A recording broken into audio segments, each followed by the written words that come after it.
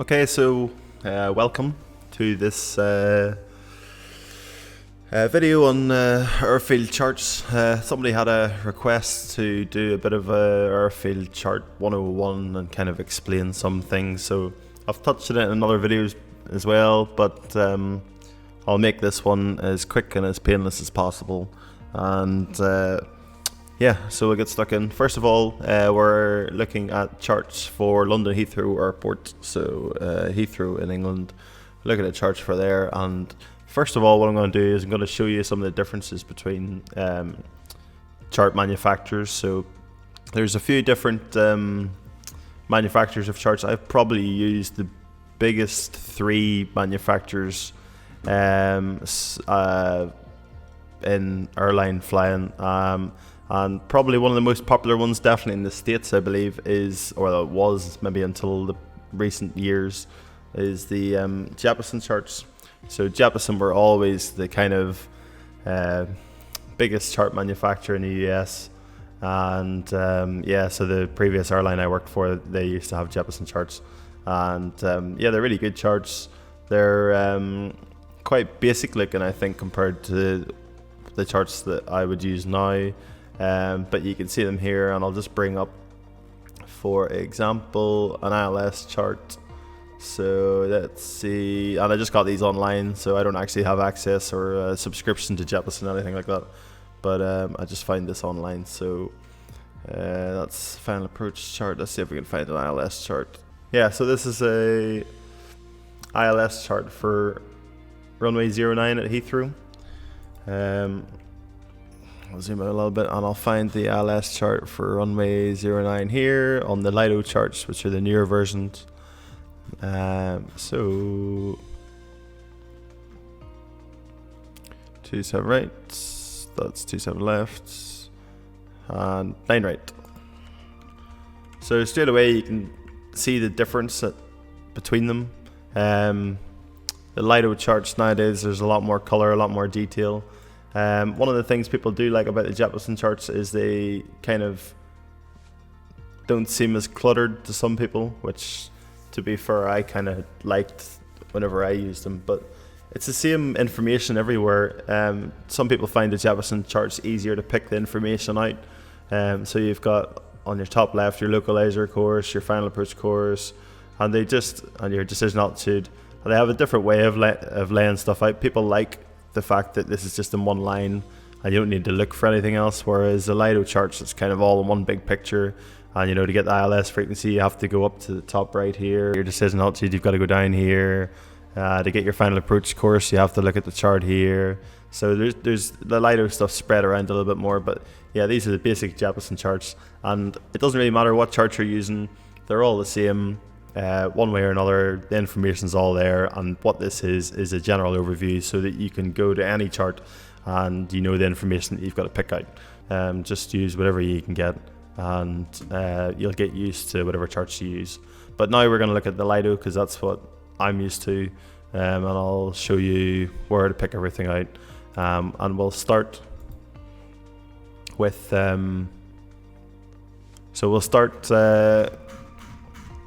by looking at the way the charts come. So we'll start by looking at what way the charts come. So they would come in a book format, or more recently people have started using, or airlines have started using iPads for them. So you would open your iPad and you can click the page that you want to bring up. So this is for a London Heathrow, and you can see the first few pages is all general information. So we're not going to worry about that today. It's all, you know, taxiway width restrictions,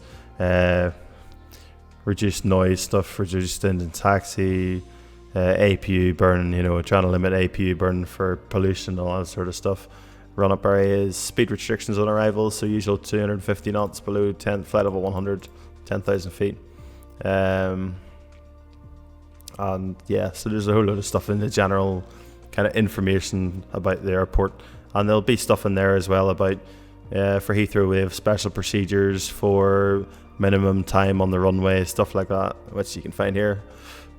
minimum runway occupancy time. So that's for whenever you're taking off or landing, basically, in order for them to maximize the amount of traffic that they can get in and out of Heathrow. Noise abatement procedures, wake turbulence, data link departures. So all the stuff that's relevant for that airport is in the general pages, so you can scan through that. Also worth noting is the effective dates. So when it was effective from the codes to make sure you're at the right airport, and you've got this box here which gives you the chart kind of identifier.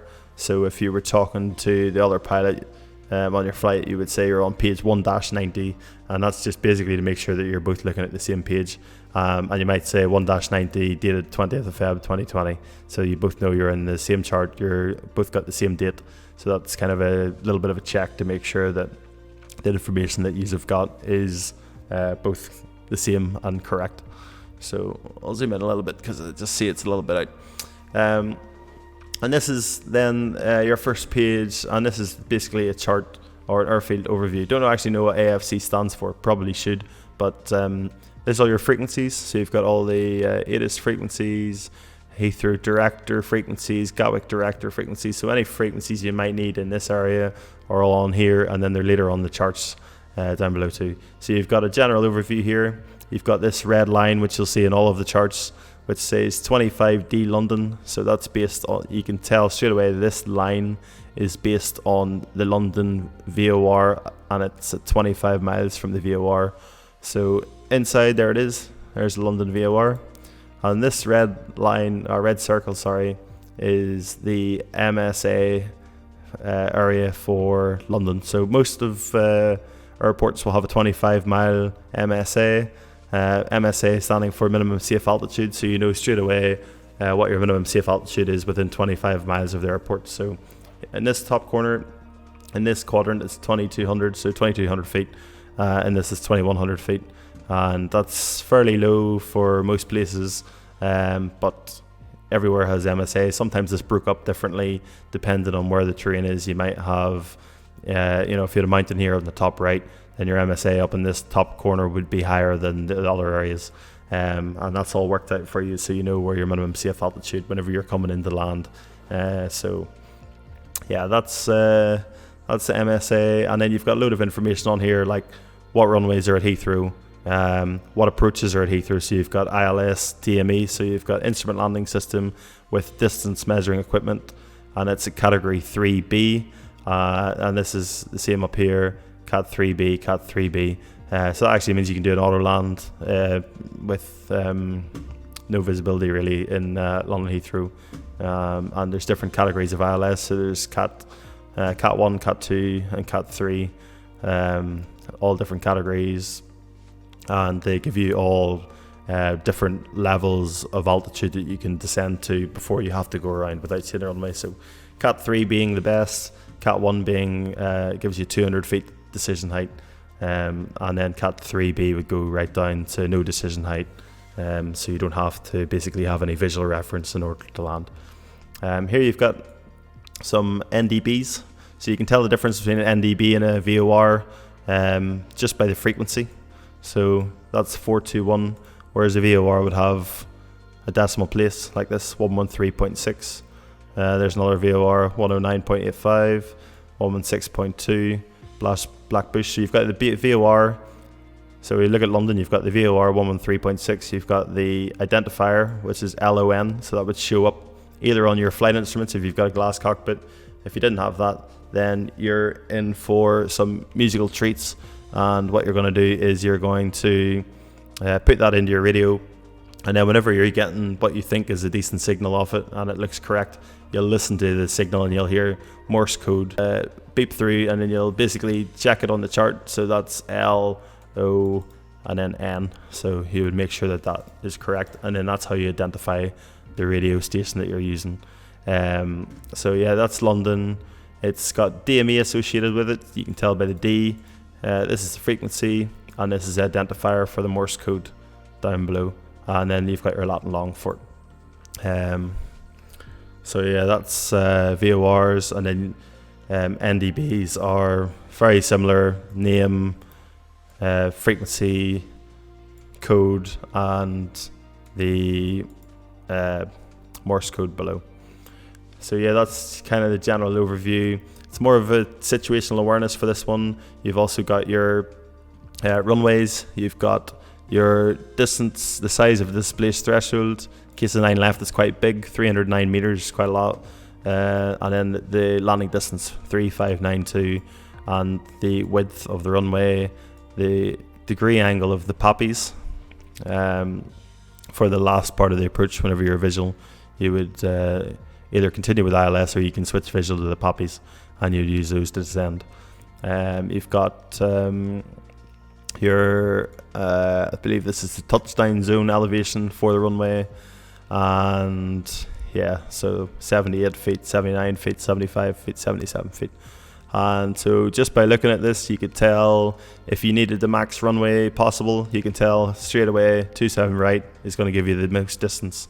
So say you had a flap problem or something, then 27 right straight away, just by looking at this page, you can say, right, I can land 27 right on nearly 3,900 meters of runway. So nearly 4 kilometers of landing distance available, which is a lot. And you can tell then up here that it's a Cat 3B runway if the weather was rubbish. So that's a quick overview of that. Next one you're going to have is ground charts. So yeah, these are fairly self-explanatory. You use these for taxiing around. Again, it has the frequencies. It has the runway holding areas. It has a little legend down here so you can see. And Heathrow is kind of a bit of a special area where they taxi you out and they tell you to hold at these unique points. They wouldn't just say hold at Lima, which would mean you would hold short of this taxiway here. They would tell you to go to some of these places. So this is Pluto, Titan, on another side Lockheed Lomond, and then Oyster, Hanley, Ficus, Horka. So they're all points that they would tell you to taxi to whenever you're taxiing out. Likewise then, if you were taxiing out to runway 27 right, they might tell you to go Alpha Link 55, which would be here. And then they might say Bravo Delta to Alpha, so Bravo Delta Alpha, and then hold at Pluto. And so you'd hold at Pluto. Whenever you get there then, and you get along the queue, they would maybe tell you hold short runway 27 right at Alpha 3. So you'd hold short of there, and they might ask you if you're ready for departure if you haven't told them already. So you'd say ready for departure, and then eventually they would say, so you would hold there, and eventually then they would give you lineup clearance, and they would say whatever your call sign is, file Alpha 3, line up and wait runway 27 right. So you would line up, wait on 27 right, and then they would give you takeoff clearance. So they would say whatever your call sign is, clear for takeoff 27 right, surface wind is, and they would give you the wind, and that would be it. Then you blast off, away you go. So yeah, that's basically it. Fairly straightforward. You've got some notes up here. So this is the runways, takeoff run available, accelerate stop distance available, takeoff distance available, and all the distances in meters. So yeah, that's that. Down here you've got a little bit of a key.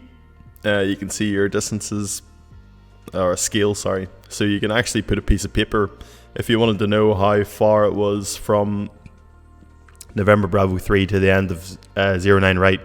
You can put a piece of paper along that and then put it on your chart and key it out, and so you can kind of get roughly exact distances. Same things again, just zoomed in. That's really it for taxi charts. So we'll go and look at the next thing, which is the SIDS. So SID stands for Standard Instrument Departure, and this is Heathrow SIDS. So right now you're looking at Compton and Brookmans Park SIDS, and it shows you both. Every airport's different. They'll show, they might only show, one set of SIDS, or they might show all their SIDS on one chart. And every airport's different for that. So you've got some notes and warnings. No turns below 580 feet. And a warning due to interaction with other routes, do not climb above 6,000 feet until they are cleared by ATC. So most of the SIDS in Heathrow, the initial departure clearance is to climb to 6,000 feet. You have Heathrow Director here and your departure frequencies.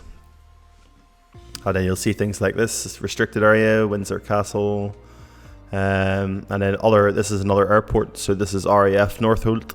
which is just the north of London. And this is Benson Aerodrome, which I'm not sure what it is. And then you've got things then, so whereas before on the general overview on the AFC chart, you would have all of the VORs, all of the NDBs within that area. This is purely looking at what you need for Brickman's Park or Compton SID out London Heathrow.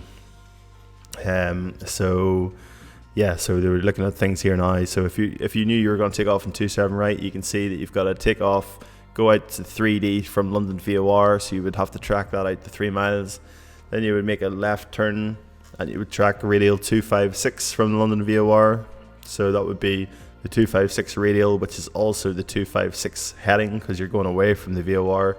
And you would have to go there to 7 miles from London. Then from there you'll turn right onto the heading of 269. So you'll go to heading 269 and you'll track inbound 269 towards Woodley NDB, and then you climb 4,000 feet or above there. So you can tell this is a restriction, so because it's got a line underneath it, and because it's got a line underneath it, it means it's an above, so 4,000 feet or above. And likewise then you turn right on 281 inbound to Compton, so you're going to track 281 degrees inbound, which will mean you're going to be tracking the 101 radial. And at 8D from Compton, you need to make sure it's 6,000 feet. So that's a SID chart. It's really straightforward. It just takes a little bit of looking at kind of your routing and working out, right, what VOR do you need on this radio? And okay, so I'm going to track London out to here, and then I'm going to turn again, I'm going to track a London radial.